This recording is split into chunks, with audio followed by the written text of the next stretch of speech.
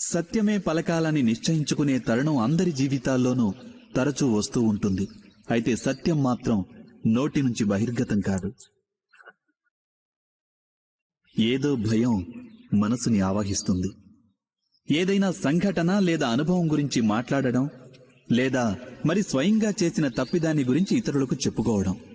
అయితే సత్యమంటే ఇదేనా? కాదు. ఇదంతా కేవలం తథ్యం, అనగా కేవలం జరిగిందంతా జరిగినట్టుగా చెప్పేయడం సామాన్యమైన విషయమే. కానీ అప్పుడప్పుడు ఆ సత్యాన్ని చెబుతున్నప్పుడు కూడా భయం వేస్తుంటుంది.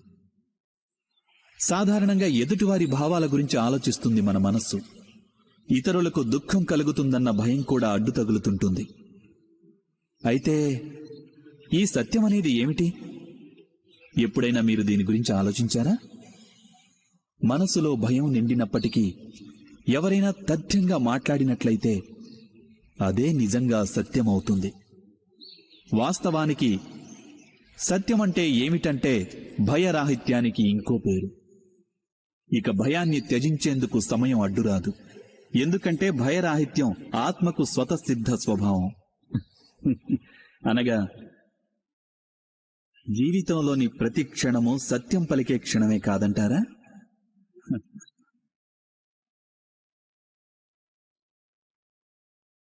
మీరే ఆలోచించండి.